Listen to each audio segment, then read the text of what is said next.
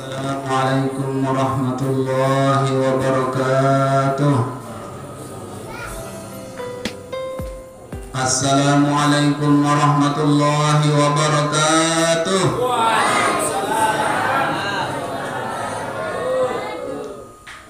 Alhamdulillahilladzi a'azzana bi ni'matil iman walladzi anzala 'alaina al-Qur'an hudan linnas wa bayyinatin minal huda wal furqan. Wassalatu wassalamu ala sayyidina Muhammadin ibni sayyidi waladi adnan wa ala alihi wa sahbihi ulis sidqi wal irfan. Allahumma aslih ummata Muhammadin sallallahu alaihi wasallam wa farrij an ummati Muhammadin sallallahu alaihi wasallam warham ummata Muhammadin sallallahu alaihi wasallam wansur wahfaz wa ayyid nahdatal watan fil alamin bihaqqi Muhammadin sallallahu alaihi wasallam. Amma ba'du. Yang kita hormati Bapak Kepala Dusun Loko Beru, mudah-mudahan Allah Subhanahu wa Ta'ala memberikan kesehatan kepada beliau. Bapak penghulu desa, para tokoh agama, tokoh masyarakat, tokoh pemuda, singkatnya hadirin hadirat, muslimin muslimat, jamaah salat tarawih yang dimuliakan Allah Subhanahu wa Ta'ala. Kita bersyukur kepada Allah Subhanahu wa Ta'ala yang senantiasa memberikan kita nikmat. Kita diberikan nikmat kesehatan, nikmat kesempatan, nikmat panjang umur, sehingga alhamdulillah pada malam ini kita bisa melaksanakan sholat sunat tarawih secara berjamaah. Dan alhamdulillah malam makin niki adalah malam yang ke-28. Itu artinya kurang lebih karing 2 malam tarawih. Karing 2 malam tiang perungguh ada di bulan Ramadan. Maka sungguh beruntung orang yang puasa dan full tarawihnya. Beda upah orang yang full tarawihnya dengan orang yang puasa tarawihnya bolong-bolong. Apalagi ndek tarawih sama sekali. Beda Bapak. Ulama mengatakan al-ajru ala qadril masyaqqah. Upah itu tergantung kecapean kita. Lamun lelah ibadah maka semakin banyak pahala kita. Lamun lelah begawean misal lalu nambah sejelo inian laun 5 jam nambah, beda upah kanca dengan sak cuma nambah arak sejam sejelo. Ya tende. Jadi beda upah orang yang rajin beribadah kepada Allah, lebih-lebih di bulan suci Ramadan, dengan orang-orang yang sekedar ibadah-ibadahan. Nah itu. Apalagi makin Bapak Ibu nggih, lamun wahya aru lebaran biasa tiang pelungguh ketungkulan. Lamun ibu-ibu ketungkulan pinak jaje. Tungkulan pinak keceput. Ketungkulan pinak napiandah are, ketungkulan pinak tempeye dan lain sebagainya. Lamun anak-anak kita, adik-adik kita niki, apalagi wah mulai bajang teruna dedara, napi sin sibuk isi nepete tangkong lebaran. Mulai lalu jok mall tu Mataram, tiang pelungguh sak jari dengan mama, sak jari ama, sak jari bapak tekok jidat penang arah ndek kepeng si anak ya. Itulah kesibukan-kesibukan kita di akhir Ramadan. Padahal ada kesibukan yang lebih penting dari itu. Ada perbuatan pegawaian yang lebih penting, elek pinak jaja kance lalu beli tampung lebaran. Apa itu? Dalam hadis Rasulullah sallallahu alaihi wasallam pernah mengatakan dulu, "U'tiyat ummati khamsu hisalin lam tu'tahunna ummatun minal umami qablahum." Umatku diberikan 5 keistimewaan, kata Rasulullah. Yang 5 ini belum pernah Allah berikan kepada umat-umat terdahulu sebelum umatku ini. Jadi khusus yang 5 ini Allah berikan kepada orang atau kepada kita umat Nabi besar Muhammad sallallahu alaihi wasallam. Mbe salima niki sak pertama bahasa Rasul sallallahu alaihi wasallam, khulufu famis shaimi atyabu indallahi mirrihil miski.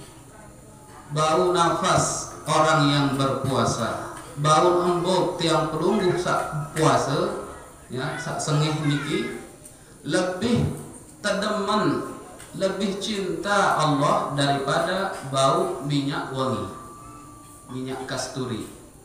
Aroma bau mulut kita ini yang puasa itu lebih dicintai, lebih disukai oleh Allah Subhanahu wa taala. Saya demen Allah Subhanahu wa taala. Berarti lamun detiup batur da bisa. Demen ada ndek. Ndek demen palang laun. Jadi sak demen adalah Allah Subhanahu wa taala. Nah, itu yang pertama. Kemudian keistimewaan yang kedua yang diberikan Allah kepada umat Muhammad sallallahu alaihi wasallam adalah tastaghfiru lahum al-malaikatu hatta yuftiru. Malaikat akan memintakan ampun kepada kita sampai kita berbuka. Berarti lamun dengan sak puasa elek bulan Ramadan, maka malaikat yang akan memintakan ampun. Searan malaikat niki ndek wah maksiat untuk Allah Subhanahu wa taala. Berarti lamun malaikat berdoa ndarak tolak-tolakan oleh Allah Subhanahu wa taala. Lamun tiang pelungguh berdoa ja ini ande tekabulan doa. Kembek karena terlalu banyak kemaksiatan yang kita lakukan kepada Allah Subhanahu wa taala. Ini malaikat doa itu. Berarti sangat rugi orang-orang yang tidak puasa di bulan Ramadan. Tentunya orang yang tidak puasa tanpa uzur syar'i, ya, memang abot, malas puasa. Alasan dia tahu nih. Kalau dia coba di live. Rugi orang yang tidak puasa di bulan Ramadan. Bahkan dikatakan orang yang sengaja meninggalkan puasa Ramadan sehari saja, dia nggak puasa tanpa ada uzur syar'i, dia head saninu, sama dia sakit misalkan, sengaja dia puasa. Sehari yang dia tinggalkan puasa bulan Ramadan itu, seandainya bandingan kancil seandainya ganti dengan puasa solas bulan, nikman setara kancil puasa sakit di bulan Ramadan. Bagi orang yang meninggalkan puasa tanpa ada uzur syar'i, sangat mulia niki puasa Ramadan. Kemudian yang ketiga, Allah Subhanahu wa taala istimewakan umat Muhammad ini dengan Allah perintahkan kepada surganya. Ya jannati ista'iddi, wahai surgaku bersiap-siaplah. Bahkan disuruh berupaya surga niki si Allah Subhanahu wa taala. Yusiku wahid minhum min ibadi as-salihin as-saimin ayyuwaddi'a dunyahu. Bisa jadi salah satu dari hambaku yang soleh yang berpuasa meninggal dunia. Disuruh surga niki si Allah Subhanahu wa taala jemput dengan saat meninggal, saat mati elek bulan puasa, dalam keadaan puasa tentunya. Berarti lamun tiang pelungguh mati elek bulan puasa tantih di surga. Kayun pelungguh aneh enggak boleh mati. Ya mati doang nih. Mau atau enggak masuk surga? Lagu dirman mati makin deh masih demen hidup di dunia, masih tedemen seriuk tanam-tanaman, masih tedemen naik motor, dekman berdua mobil dia masih demen hidup di dunia. Nah jadi itu orang yang meninggal di bulan puasa dalam keadaan berpuasa, surga yang akan menantinya, yang terjemput isi surga. Kemudian saat keempat, keistimewaan umat Muhammad bahwa di bulan puasa itu setan dibelenggu, tersekok setan. Seperti dalam hadis, dalam satu riwayat mengatakan idza jaa Ramadan, apabila datang bulan Ramadan, futihat abwabul jannah, dibuka semua pintu-pintu surga, wa ghulliqat abwabun nar, dan ditutup semua pintu neraka, wa suffidatis syayatin, dan setan semuanya dibelenggu.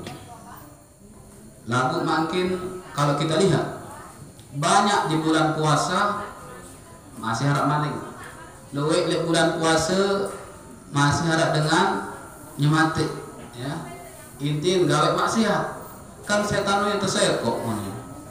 Jadi saat tersekok niki menurut ulama, penjelasan si ulama, pendapat saat pertama adalah saat tersekok niki ina-inaan, inaan setan, rajun setan. Namun anak-anak kodek-kodek ya tembem berkeliaran. Ini pendapat ulama saat pertama. Saat kedua, makna tersekok setan niki adalah taqlilu syururihim, dibatasi kejahatan mereka setan-setan niki. Dan ini yang paling asal, dibatasi. Misal lek luah Ramadan 24 jam begoda, namun lek bulan Ramadan kurang 24 jam begoda. Bisa kita saksikan dengan saat laik bertabek doang di masjid, ya rajin taik masjid. Dengan saat laik dewa baca Al-Quran, masya Allah di bulan Ramadan sanggup begadang baca Al-Quran. Itulah makna dari diikatnya setan, yaitu dibatasi kejahatan atau gangguan mereka. Lalu bergeng kerja setan, bergeng kerja setan, bahasa makin ceesan kerja setan ja, obat hidup dari setan. Yalah dengan hendak puasa, yalah dengan hendak sembahyang, kemudian saya nggak mau bergeng kerja setan, bebaturan kerja setan. Lek luang irung tahu tinduk setan, lek kentok dan terpenek isi setan. Inilah orang-orang yang ceesan sama setan. Jadi yang mendengarlah ceesan kerja setan, ya Ramadan di Ramadan pada doang pegawaian, pada doang pegawaian. Kemudian yang kelima, poin dari yang ingin saya sampaikan yang kelima, bahwa di akhir Ramadan nanti, di malam terakhir Ramadan, Allah Subhanahu wa Ta'ala memberikan kepada kita ampunannya, yaitu terbit upah si Allah Subhanahu wa Ta'ala atas pegawaian pegawai puasa dari awal sampai akhir, yaitu terbit upah si Allah Subhanahu wa Ta'ala. Maka dalam hadis disebutkan u'tul ajir ajrahu qabla ayyajiffa araquhu, berikanlah seorang buruh itu upahnya sebelum keringatnya mengering. Itu terbit upah. Misal dengan upah nambah, kan selesai nambah langsung beri upah. Nah begitu juga di bulan Ramadan, akhir Ramadan terbit upah Allah Subhanahu wa Ta'ala. Saat pertama ampunan jelas, kemudian pahala yang besar dari Allah Subhanahu wa Ta'ala yang tidak terhitung nilainya. Seperti dalam hadis qudsi Allah mengatakan, kullu amali ibni adam lahu illa shaum fa innahu li wa ana ajzi bihi. Selaku pegawaian manusia Bani Adam lahu bagi dia kecuali puasa, karena sesungguhnya puasa itu untukku dan aku yang akan membalasnya. Dan balasan dari Allah Subhanahu wa Ta'ala itu untuk orang yang berpuasa adalah min ghairi ta'yini miqdari thawabihi, tanpa batas pahalanya. Namun ibadah-ibadah lain ya, seperti sholat atau bersedekah tersebutkan kebeli upaan.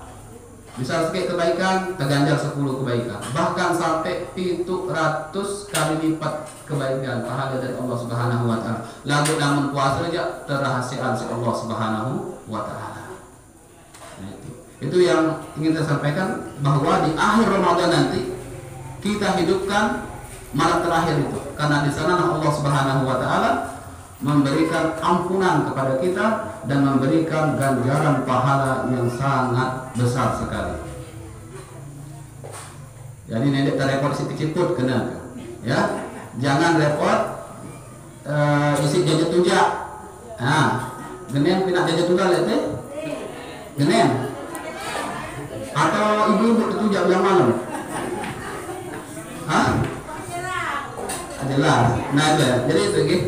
Jadi ada pegawaian atau perbuatan lebih bagus yang jadi tujak niki, yaitu menghidupkan malam terakhir. Kita sambut pahala dari Allah Subhanahu wa taala. Bapak Ibu yang saya hormati, alhamdulillah kita pada malam ini dikumpulkan oleh Allah Subhanahu wa taala di dalam perkumpulan yang istimewa, di dalam majelis ilmu, dalam rangka memperingati nuzul Quran, dalam rangka memperingati turunnya Al-Quran. Sam ina-ina atau papu-papu leten tahu kena nuzul gitu. Jadi kena nuzul niki adalah turunnya Al-Quran. Beden anzala kancu nazala. Lamun anzala turun sekaligus, lamun nazala turunnya itu berangsur-angsur, bertahap-tahap. Kalau anzala itu turunnya Al-Quran dari Lauhul Mahfuz menuju Baitul Izzah yang ada di langit dunia ini. Itu turunnya Al-Quran sekaligus, daf'atan wahidatan. Nah, baru dari Baitul Izzah ke Nabi Muhammad SAW turunnya secara nazala, turunnya secara berangsur-angsur. 5 ayat, itu ayat, 10 ayat, 15 ayat. Nah, jadi itu berangsur-angsur sesuai dengan kondisi atau situasi yang terjadi pada saat itu.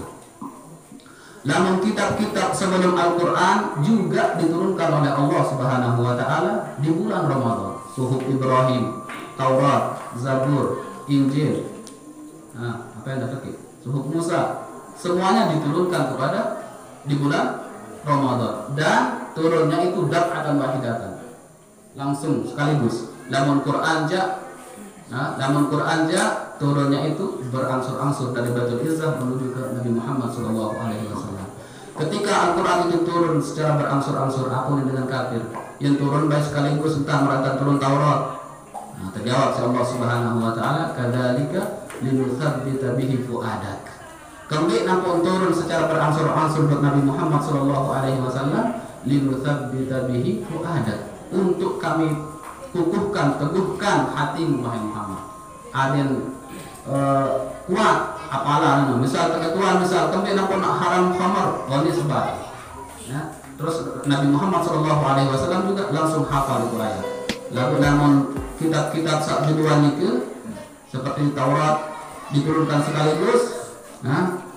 Nabi sebab itu turunannya lalu katakan, oh baru bukan kitab isi Nabi kan. Lalu Nabi Muhammad ya langsung penjelasan apa sebabnya keturunan. Ia teparan aran asbabun nuzul. Jadi Al-Quran itu ada sebab turunnya, tapi kalau kitab-kitab yang lain tidak ada asbabun nuzulnya. Turunnya Al-Quran dari Lauhul Mahfuz ke Baitul Izzah itu terjadi di bulan Ramadan, tepatnya di malam Lailatul Qadar. Bismillahirrahmanirrahim. Inna anzalnahu fi Lailatul Qadar.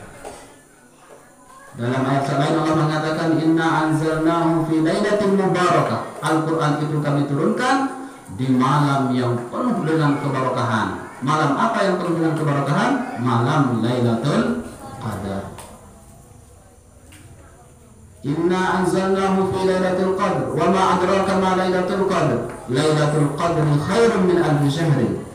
Malam Lailatul Qadar itu lebih baik daripada malam 1000 bulan. Tanazzalul malaikatu warruhu fiha bi'idni rabbihim min kulli amr. Salamun hiya hatta matla'il fajr. Di malam Lailatul Qadar itu tanazzalul malaikah, turun banyak malaikat. Kenapa turun banyak malaikat pada malam Lailatul Qadar? Disebutkan oleh ulama likathrati barakatiha, karena pada malam Lailatul Qadar ini banyak keberkahan yang ada padanya. Waroh, dan juga yang turun itu adalah malaikat Jibril. Roh itu di sana maksudnya adalah malaikat Jibril yang atur urusan pada malam itu. Salamun hiya hatta matla'il fajr, dan pada malam itu salamun hiya, kesejahteraan doang arah itu malam itu, keberkahan rahmat dari Allah Subhanahu wa taala hatta matla'il fajr, sampai pagi. Nah, barang siapa yang bisa beribadah di malam Lailatul Qadar itu, maka nilai ibadahnya adalah lebih baik daripada 1000 bulan. 1000 bulan itu tidak tahu. 83 tahun 4 bulan. 83 tahun 4 bulan. Luwe pendapat ulama niki masalah malam Lailatul Qadar.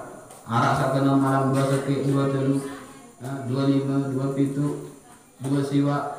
Lalu sak paling masyhur, sak paling populer pendapat ulama, malam Lailatul Qadar niki terjadi di malam tanggal 27 Bibian. Ini menurut pendapat ulama hasil penelitian mereka, hasil dari pengalaman mereka. Lalu misal perlu harap pengalaman berbeda dengan Lailatul Qadar tanggal sekian Ramadan kan arahan. Udah darah. Udah sama ada cerita. Ada cerita bahwa malam Lailatul Qadar itu tanggalnya itu air membeku katanya. Air membeku nih. Mau ada cerita seorang istri cerita kepada suaminya, wahai suamiku, bibian wah keberai kaca malam Lailatul Qadar. Dia bilang tahu. Bibian air salib kocor no ya beku. Aku nisnaman, aku sebulan dengan kulkas. Ya, dia semangat sebulan dengan kulkas ada yang beku. Iya pada malam Lailatul Qadar Seninnya. Gara-gara naik air le kocor ya beku. Nah, jadi malam Lailatul Qadar ini pada hakikatnya cuma Allah yang tahu. Yang tadi itu hanya hasil riset atau penelitian atau pengalaman dari ulama. Dan juga yang saya jumpai dulu ketika saya sekolah di Anjani, mondok di Anjani, dari sejak saya aliyah di sana, 8 tahun saya di Anjani, kita itu di pondok pesantren dulu tetap diajak ijtima Ramadan namanya. Setiap tanggal 27 Ramadan. Itu dilakukan katanya sejak zaman Bapak Maulana Syekh.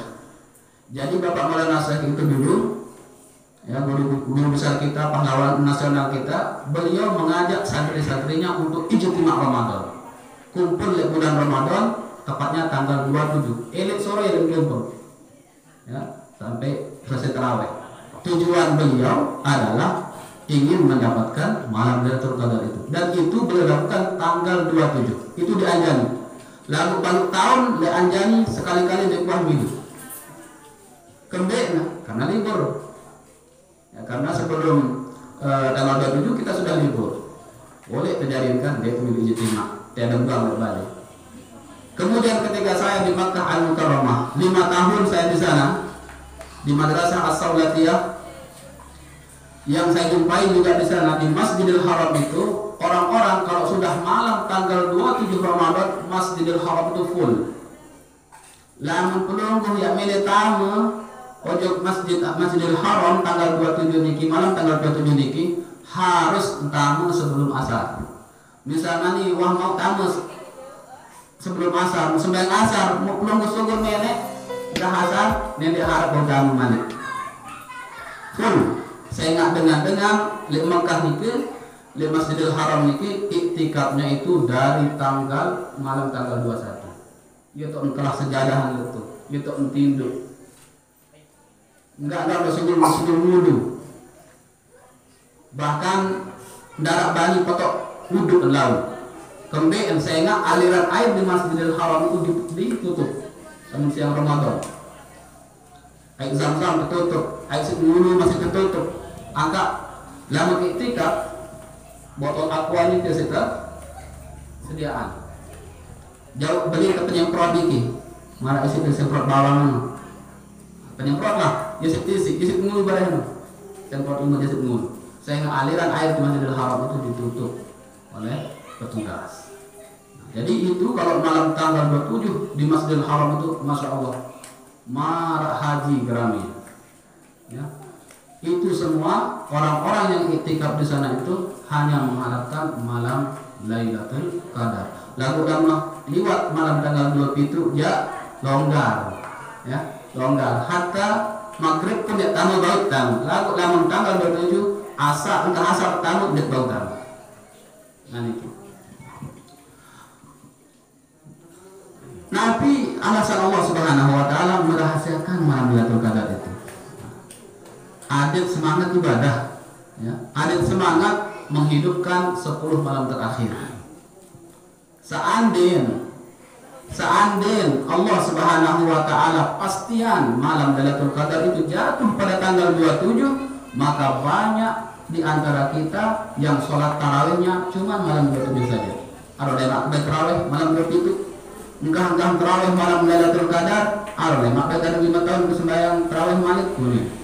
Ya, itulah alasan Allah Subhanahu Wa Taala merahasiakan malam Lailatul Qadar itu. Sehingga Rasulullah Shallallahu Alaihi Wasallam beliau itu kalau sudah masuk 10 malam terakhir, beliau di dalam hadisnya itu syadda mizarahu, beliau mengencangkan sarungnya. Nabi makna mengencangkan sarung yaitu beliau mujahadah, yajtahid fil ibadah.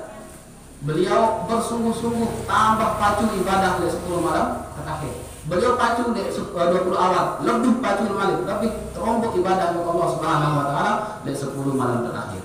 Kemudian yang dilakukan oleh Rasulullah, wa ahya lailahu, beliau menghidupkan 10 malam terakhir. Kemudian wa ayqaza ahlahu, beliau bangunkan keluarganya, beliau bangunkan istrinya, pembantunya, orang-orang yang ada di rumah beliau. Najak dulu enggak tolong duduk ibu-ibu pas melek. Hah? Pas melek kamu duduk ibu, pas ibadah dan dimilih. Anu ibadah masih ibadah. Enggak bang ibadah ibadah, masih bayar dan dimilih itu sebini. Nah, jadi itu ya. Allah merahasiakan itu agar kita bersungguh-sungguh di dalam menghidupkan 10 malam terakhir. Nah itu jadi Al-Quran turun dari Lauhul Mahfuz ke Baitul Izzah itu di malam Lailatul Qadar. Kemudian turunnya Al-Quran dari Baitul Izzah kepada Nabi kita Nabi besar Muhammad sallallahu alaihi wasallam juga di bulan Ramadan. Tepatnya menurut pendapat yang masyhur, pendapat yang ashah yang paling sahih adalah malam tanggal 17 Ramadan. Ya tahun turun Al-Quran pertama kali tiba Nabi besar Muhammad sallallahu alaihi wasallam. Tahun turun niki jingkeun Rasul lek Gua Hira. Gua Hira ini berada di Jabal Nur. Gua di apa kan? Deman. Ada sandang aja gue. Tidak boleh tak? Tak perlu. Nanti mana sih? Jadi Gua Hira itu berada di Jabal Nur, di atas gunung tahu kurang lebih sejam ketaya. Kontek ruang gunung niki lalu lah beda sejam dalam mendaki. Nah di dalam kalau sudah sampai puncaknya itu ia berturun di kiri gua niki arah langan atau sempit gati batu arah batu belik sempit lalu si aneh berang-berang kebelik dengan bau doang liwat kocet sempit itu si batu dua batu kan dengan Arab ini berbeli bau damu Indonesia kan kocet namun dengan Arab maka balik dengan Arab bau damu.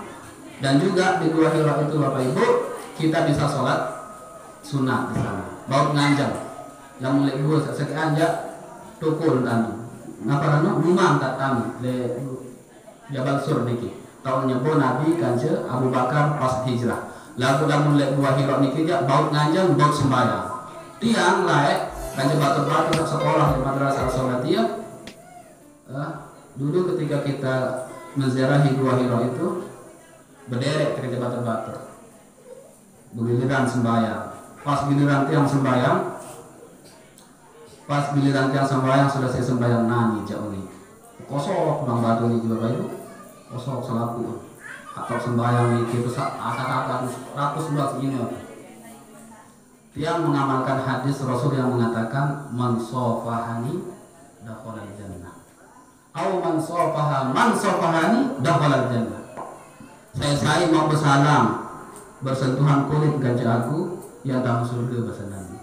Atau saya yang mau bersalam kancet dengan sawal bersalam kancet aku yang dalam surga. Nabi jaga menyentuh kulit Rasulullah lek buah hirok ni gede sekerapusan. Dia peduli haram kau dengan tu. Dia peduli haram dulu bid'ah ini.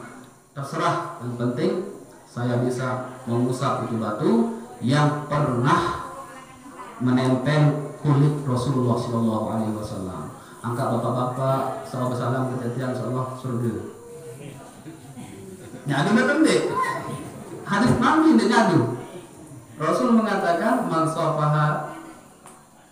sofahani, barang siapa yang berjabat tangan dengan orang yang pernah jabat tangan dengan aku, bersentuhan kulitnya dengan aku, dakhalal jannah. Janji Rasulullah Sallallahu Alaihi Wasallam. Amin. Amin. Itu masih duit dosa tahu. Nah, iyalah jadi alasan terima itu tamat neraka wah ke sentuhan kulit kaca buah hirok nih. Terus deh Jabal Surga masih entar. Kosong masih itu. Pokoknya beda wah datengin si Rasul semua saya usap. Kenapa Bapak Ibu? Karena cuma dua itu yang masih tersisa, masih ada nilai sejarahnya. Yang lain itu semua sudah dihancurkan. Karing dua doang hanya Mekah enggaan. Hatta tempat lahirnya Nabi di Mekah itu sekarang menjadi perpustakaan umum. Itu pun kita nggak dikasih masuk. Jadi nggak tamu buah hirok dan jajaban sur. Enggak, tempat-tempat bersejarah yang di Mekah yang masih ada sampai sekarang adalah buah hirok dan juga buah sur. Oh itu dengan Cina, dengan Pakistan yang naik. Tim atau umur 60 masih gaulai. Kami itu kan bongkok itu. Namun dengan Pakistan, dengan Cina, Masya Allah, umur 60-70 mereka masih sanggup mendaki Jabal Nur dan Jabal Sur. Nah di sanalah Al-Quran turun Bapak Ibu. Yang pertama kali turun kepada Nabi besar Muhammad SAW adalah 5 ayat pertama dari surat Al-Alaq yang belum hafal insyaallah. Bismillahirrahmanirrahim. Iqra bismi rabbikal ladzi khalaq, khalaqal insana min 'alaq, iqra wa rabbukal akram, alladzi 'allama bil qalam, 'allamal insana ma lam ya'lam. Nah itu 5 ayat yang pertama turun kepada Nabi Muhammad. Dulu Rasul ketika menyendiri di gua itu Bapak Ibu, ya, ketika beliau menyendiri, tepatnya di malam tanggal 17 Ramadan, turun Jibril. Iqra ini. Dia mau kenalan diri dulu. Aku Jibril dek, langsung Iqra ini. Mana Iqra kata Rasulullah SAW. Fa'akhazani fa'battani hatta balagha minni al-juhd. Rasulullah mengatakan ketika aku mengatakan nggak bisa baca, sesosok makhluk itu memelukku sampai aku nggak bisa napas. Terlepas Rasulullah Iqra, mana Iqra, tetap jawaban Rasulullah dia tahu macil. Sampai 3 kali dipeluk Rasul nggak bisa napas, disuruh baca, tetap juga jawaban beliau ma'ana biqari. Sehingga makhluk itu sendiri yang membacakan Iqra bismi rabbikal ladzi khalaq, khalaqal insana min 'alaq, Iqra wa rabbukal akram alladzi 'allama bil qalam, 'allamal insana ma lam ya'lam. Ma'udin Pak Kabes baru itu tersuruh demacil. Ya, tersuruh demacil. Iqra bismi rabbikal ladzi khalaq. Nabi terbaca, di Al-Quran itu yang kita baca. Al-Quran diturunkan oleh Allah Subhanahu wa Ta'ala sebagai pedoman hidup kita, untuk kita baca, untuk kita amalkan. Dikatakan bahwa faman ja'alahu amamahu, barang siapa yang menjadikan Al-Quran menjadi imamnya, menjadi Al-Quran di depannya, maknanya adalah yaqra'uhu wa ya'malu bihi, dia membaca Al-Quran kemudian mengamalkan isi Al-Quran, qadahu ilal jannati, maka Al-Quran itu akan menarik dia ke surga. wa man ja'alahu khalfahu, dan barang siapa yang menjadikan Al-Quran itu di belakangnya, bimakna lam yaqra'hu wa lam ya'mal bihi, saqahu ilan nar. Dia tidak membaca Al-Quran, hanya sebagai pajangan doang, balin, dia baca, ya. Terus walam ya'mal bihi, tidak mengamalkan isi Al-Quran. Tersuruh ndak maling, masih demen maling. Tersuruh nanti inam khamar, inam ke khamar. Terbalak bergocek, demen bergocek. Terbalak berjudi, demen berjudi. Nah, ia makna lam ya'mal bihi. Maka nanti orang-orang yang seperti itu saqahu ilan nar. Al-Quran itu yang akan mendorong dia ke neraka. Dalam satu riwayat, Rasul pernah mengatakan, salasatun humul ghuraba'u fid dunya. 3 perkara yang mereka itu terasingkan di dunia. Yang pertama adalah Al-Quran fi jawfil zalim.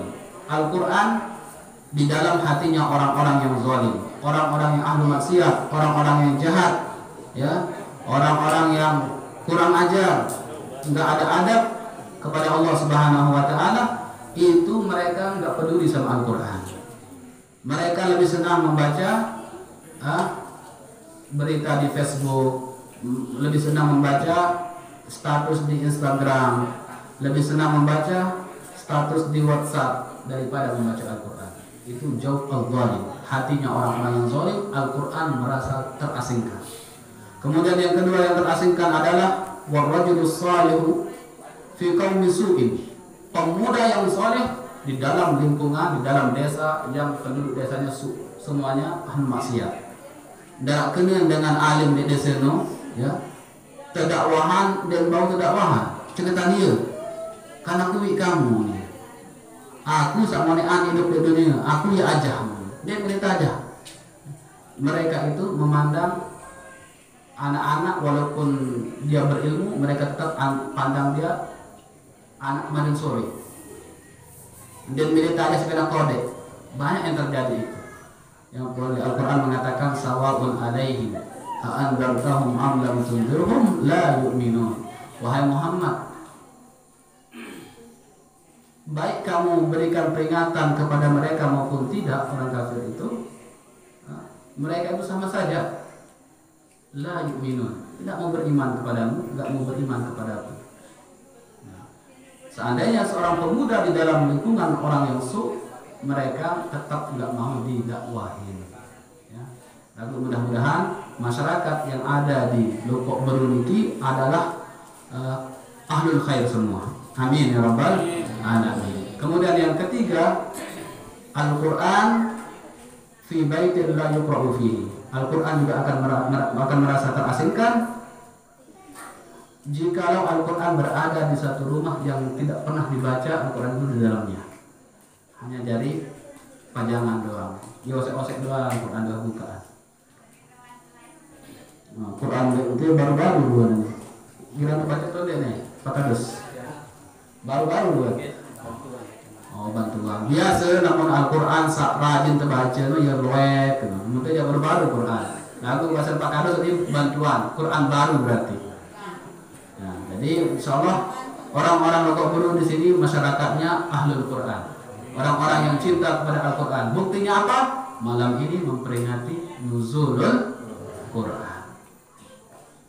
Jadi Al-Quran itu Bapak Ibu diturunkan oleh Allah Subhanahu wa taala kepada Nabi besar Muhammad sallallahu alaihi wasallam selama 23 tahun. Ya. Terus menerus Al-Quran turun kepada Nabi Muhammad sallallahu alaihi wasallam secara bertahap-tahap, 5 ayat, 10 ayat, ya. Secara bertahap turunnya kepada Nabi besar Muhammad sallallahu alaihi wasallam.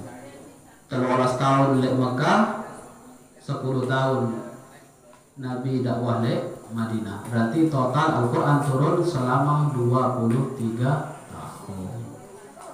Dan Al-Quran itu diturunkan sebagai pedoman hidup kita, sebagai petunjuk hidup kita. Dalam hadis Rasul mengatakan apa? Taraktu fikum amrain. Aku tinggalkan bagimu 2 perkara. Ma in tamassaktum bihima lam tadillu abada.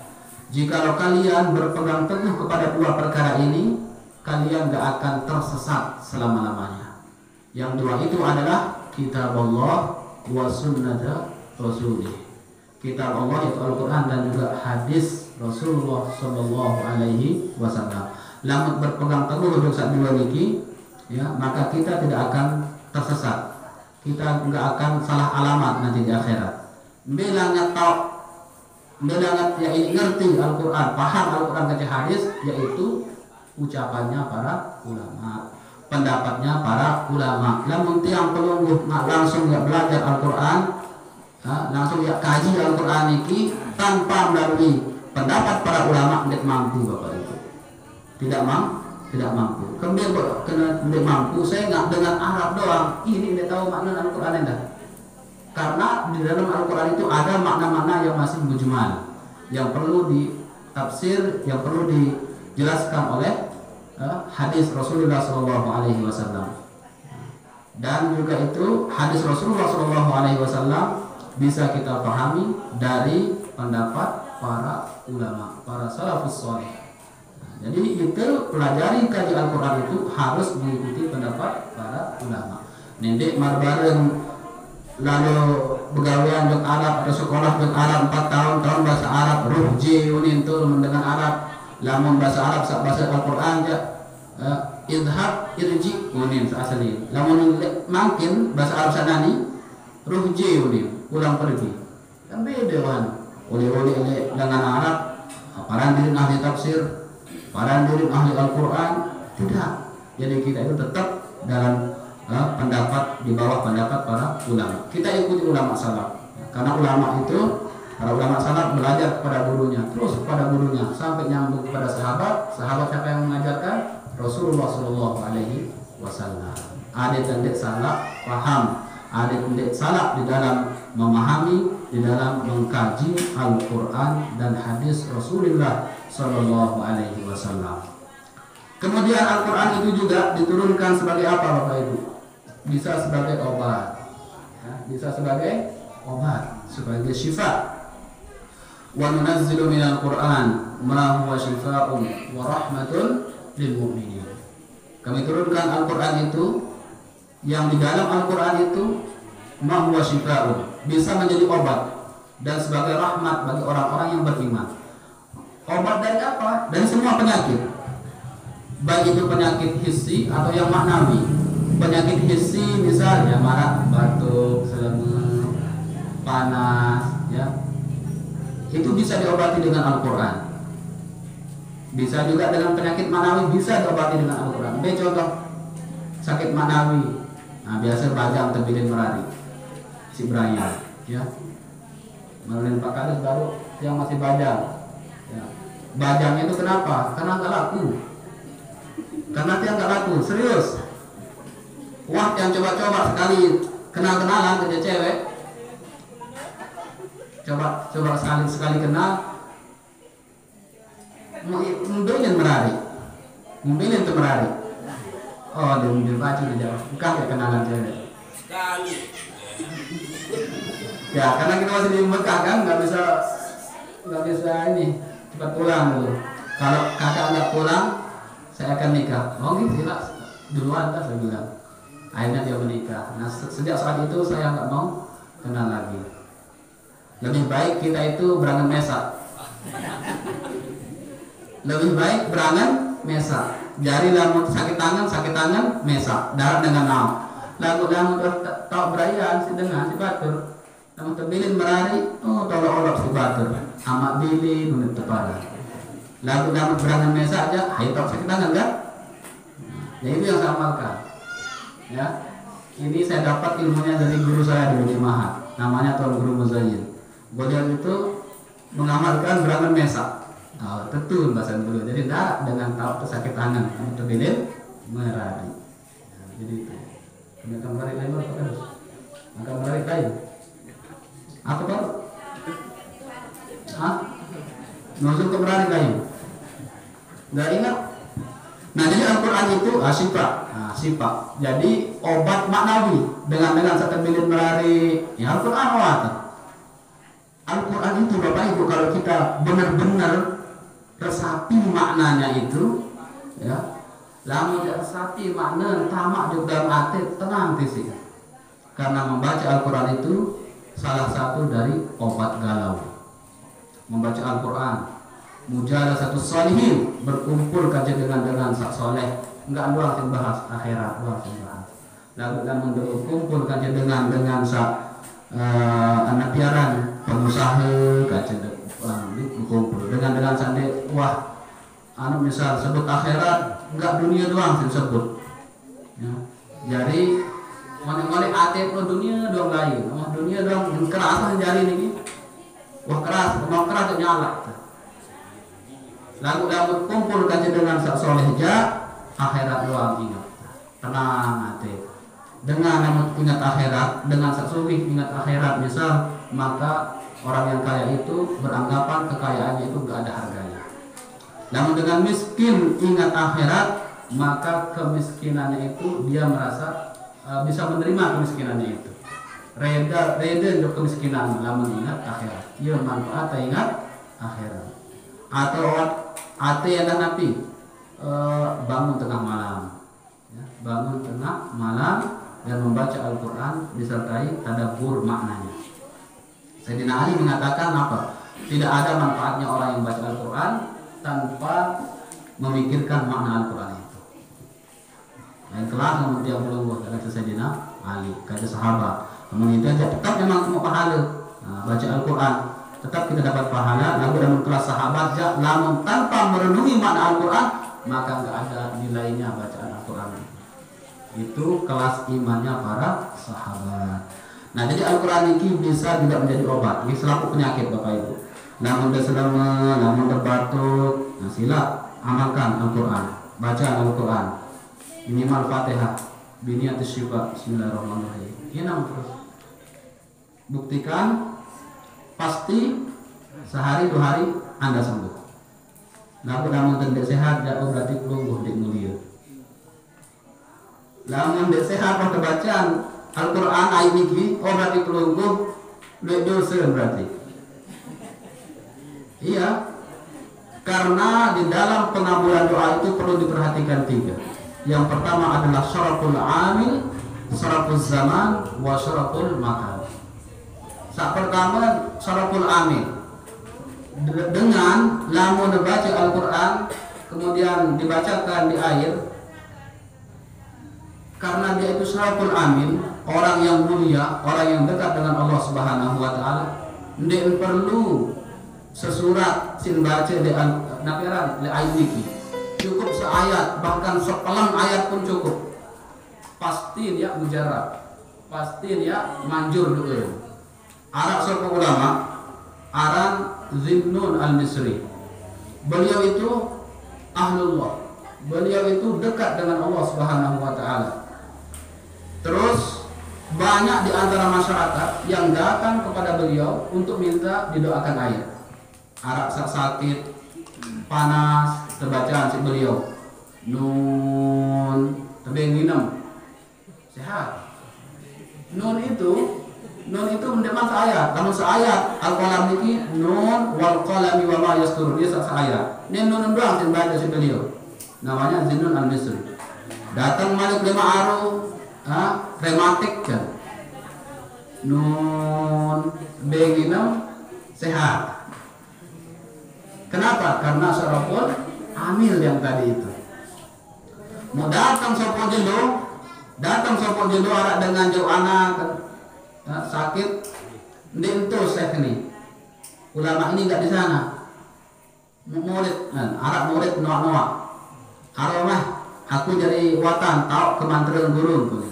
Tentu tahu nun yang bacaan nun musayan sakit.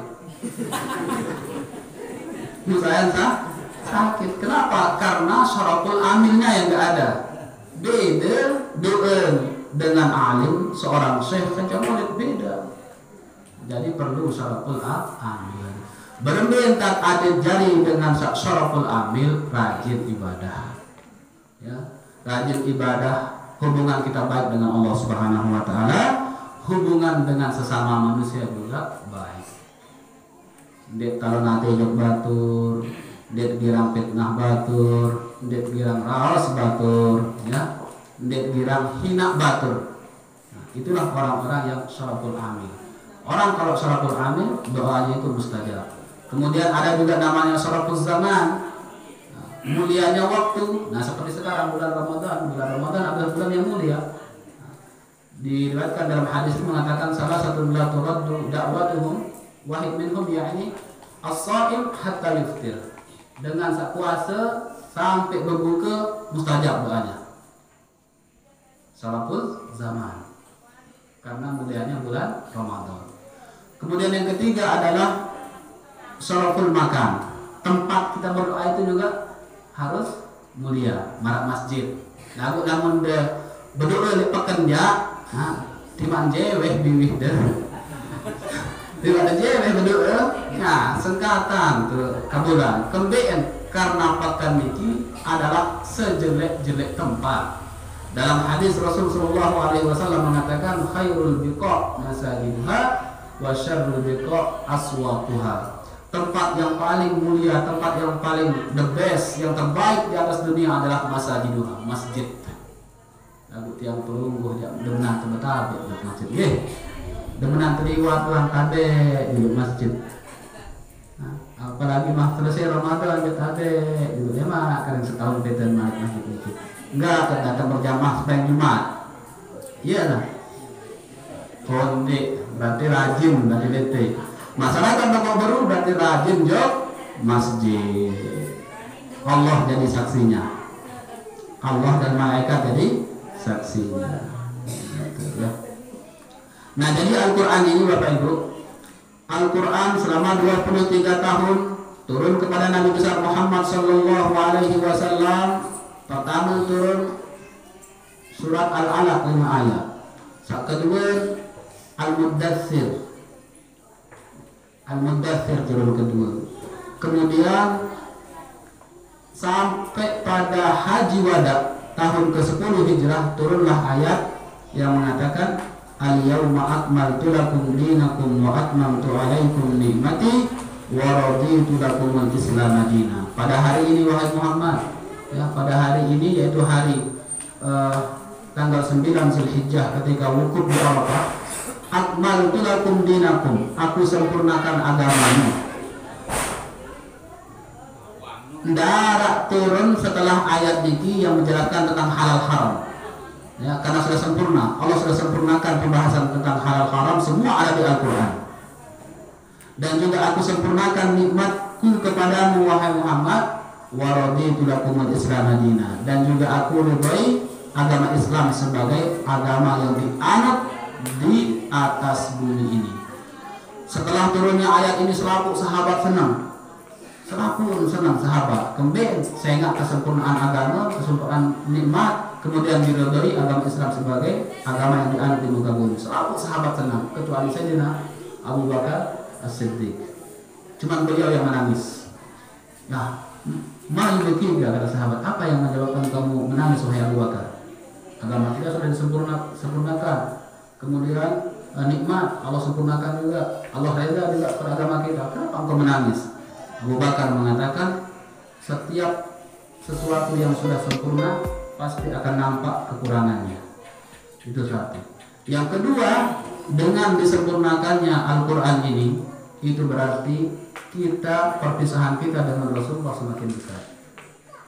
Iya sih tangis si Abu Bakar. Terbukti setelah turunnya ayat ini umur Rasulullah SAW 81 hari. Setelah 81 hari beliau meninggal dunia. Dan ayat yang terakhir nih ya, adalah yang terdapat di dalam surat Al-Baqarah. Sebelum ayat tadi kalau nggak salah tempatnya, yang mengatakan wattaqu yawman turja'una fihi ila Allah tsumma tuwaffa kullu nafsin ma kasabat wa hum la yuzlamun. Takutlah kamu kepada hari kalian dikembalikan kepada Allah dan akan dibalas semua perbuatanmu di atas dunia sesuai dengan apa yang kamu kerjakan, dan kalian tidak dizalimi sedikit pun. Ini maknanya adalah Bapak Ibu bahwa kita semua ini akhir dari hidup kita ini adalah kematian. Selaput teyak mati. Ya maknanya Al-Quran ini, bahwa ayat yang terakhir kali turun mengingatkan kita tentang kematian, bahwa tiang pelungguh semuanya ini akan mati semua. Yang perlu kita siapkan itu tentunya bekal, ya. Bekal ibadah kita, sholat kita, puasa kita, sedekah kita, biar terjauh di mati. Namun selamat di dalam kubur, insya Allah selamat di akhirat. Namun di kubur berangkat kedat-kedat, ya. Wahyu tetap perampek sama malaikat misalnya dalam kubur, apalagi di akhirat nanti. Kemudian setelah itu, setelah wafatnya Rasulullah SAW, Al-Quran belum terkumpulkan menjadi satu mushaf. Masih ada lembaran tahu, masih ada kelopak kurma tahu, masih ada batu-batu atau tertulis kayu atau tertulis. Kemudian pada masa Khalifah Abu Bakar As-Siddiq, yaitu terjadi perang Yamamah namanya. Perang Yamamah ini dulu sahabat memerangi Musailamah Al-Kadzdzab. Musailamah Al-Kadzdzab itu mengaku diri menjadi nabi. Nah, itu yang diperangi. Jadi di perang Yamamah ini banyak sahabat yang meninggal dunia.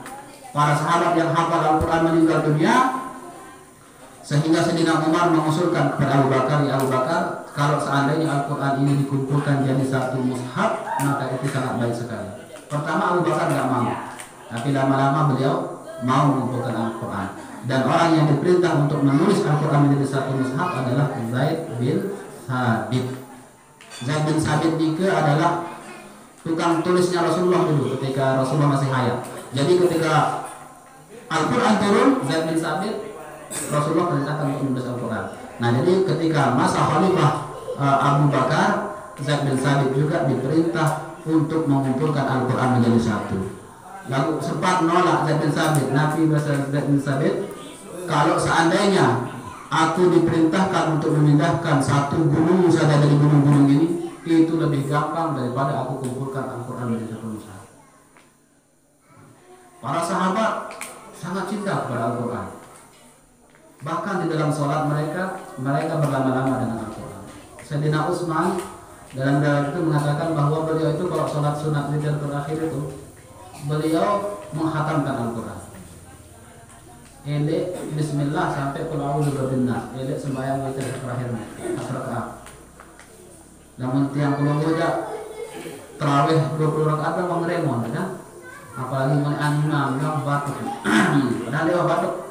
Batuk diri ya, mulai lalu imam, namun dia ngebut imam dan deman terawih. Namun para sahabat dia telah khataman Al-Quran. Nah, itulah kualitas iman umat Nabi Muhammad pada akhir zaman.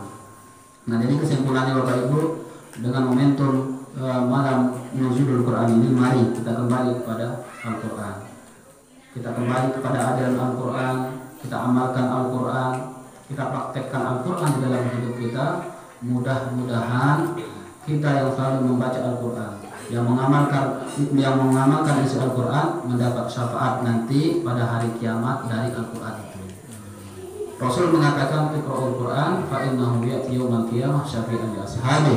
Bacalah olehmu Al-Quran, karena sesungguhnya Al-Quran itu nanti akan menjadi penolong bagi orang-orang yang suka membacanya. Sekian yang saya sampaikan. Wallahumma biqul hadi ila sabilir rasyad. Wassalamualaikum warahmatullahi wabarakatuh.